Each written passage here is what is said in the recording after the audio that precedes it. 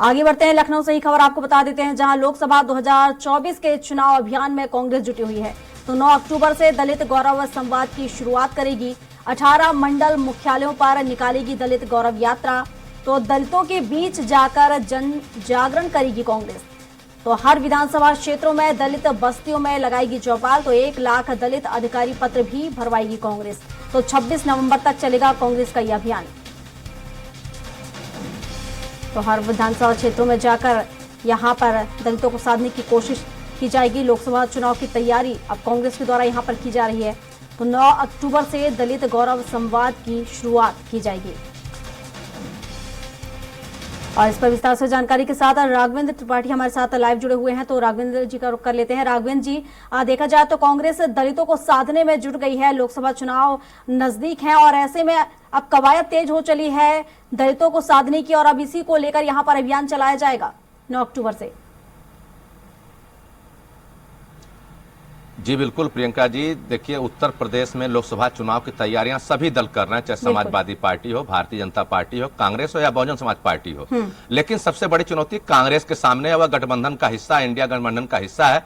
अखिलेश यादव से उनका गठबंधन हुआ है और सबसे बड़ी चुनौती है उत्तर प्रदेश में जनाधार खड़ा करना, क्योंकि कांग्रेस के पास ऐसा कोई वर्ग नहीं है जो जनाधार के रूप में कांग्रेस कह सके कि मेरे पास फला वोट बैंक है। सपा कहती है कि मेरे पास मुस्लिम वोट बैंक है, यादव वोट बैंक है। भारतीय जनता पार्टी कहती है कि हमारे पास सवर्ण वोट बैंक है, बाकी गैर यादव जितने भी ओबीसी हैं वो भी उनके साथ है। और उसके बाद मायावती का दावा रहता कि दलित वोट बैंक उनका है। कांग्रेस के सामने सबसे बड़ी चुनौती, उसका कोई वोट बैंक उत्तर प्रदेश में फिलहाल अभी नहीं है। हालांकि 1.5 साल से जो उत्तर प्रदेश की प्रभारी हैं प्रियंका गांधी, पार्टी कार्यालय नहीं आई हैं। ऐसे में सबसे बड़ा सवाल ये उठता है कि जो कांग्रेस की कवायद है कितनी परवान चढ़ पाएगी। क्योंकि मायावती किसी गठबंधन का हिस्सा नहीं है, तो सभी दलों की नजरें दलित वोट बैंक पर टिकी हुई है कि 27% जो दलित वोट बैंक है अगर उनके खाते में आता है तो कहीं न कहीं उनकी स्थिति मजबूत होगी। भारतीय जनता पार्टी भी लगी हुई है, समाजवादी पार्टी भी लगी हुई है। अब कांग्रेस भी दलितों को मोहने लिए अभियान चलाने जा रही है और तिथि चुनी है 9 अक्टूबर काशीराम जी की पूर्ण तिथि पर यह अभियान शुरू किया जाएगा। मंडल मंडल में सम्मेलन होंगे, दलितों से अधिकार पत्र भराए जाएंगे। हर गांव में कम से कम 250 मोबाइल नंबर दलितों के इकट्ठा किए जाएंगे ताकि दलितों को हिस्सेदारी दी जा सके।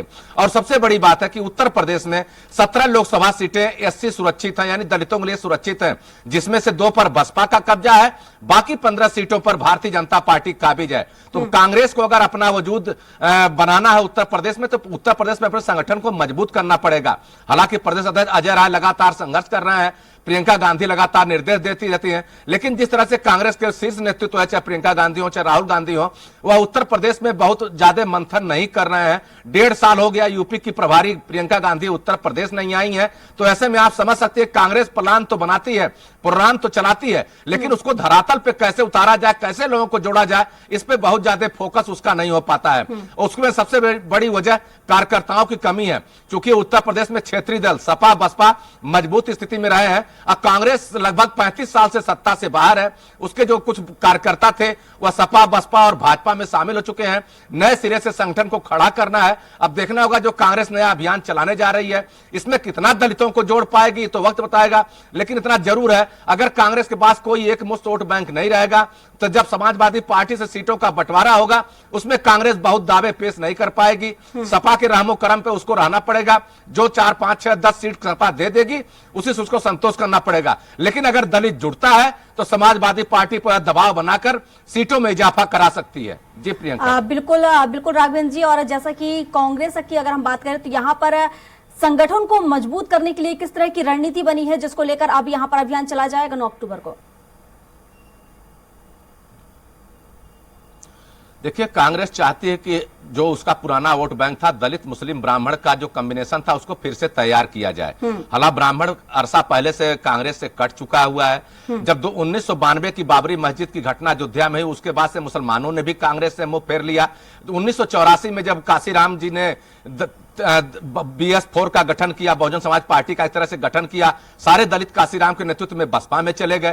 कांग्रेस उत्तर प्रदेश में अकेले रह गई और उसका परिणाम है कि विधानसभा में मात्र कांग्रेस का 1 विधायक है, 2 विधायक हैं और लोकसभा में मात्र 1 सांसद है उत्तर प्रदेश से। तो आप कल्पना कर सकती हैं कि जो पार्टी उत्तर प्रदेश में कई दशकों तक सत्ता में रही हो उसका संगठन इस तरह का हो कि उसको 1-2 सीटों से संतोष करना पड़ रहा हो, थोड़ा सोचने वाली बात है।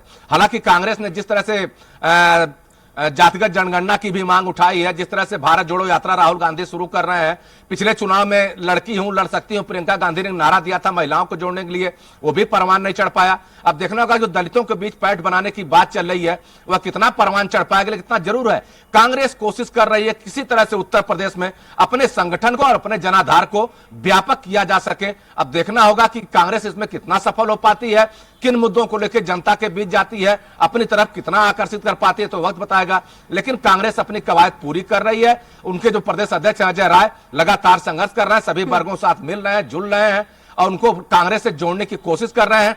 या जो दलित न्याय यात्रा एक तरह से है, यह भी दलितों को जोड़ने के लिए है, क्योंकि दलित बस्तियों में आप जाएंगे, लोगों से बात करेंगे तो कहीं न कहीं दलित आपसे जुड़ेगा।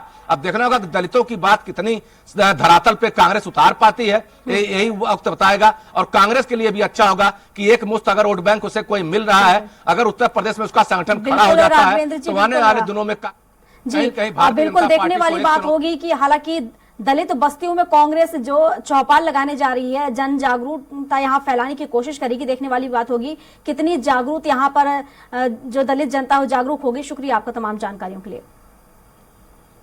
रुकते एक छोटे से ब्रेक के लिए, फौरन लौटेंगे कुछ और खबरों के साथ।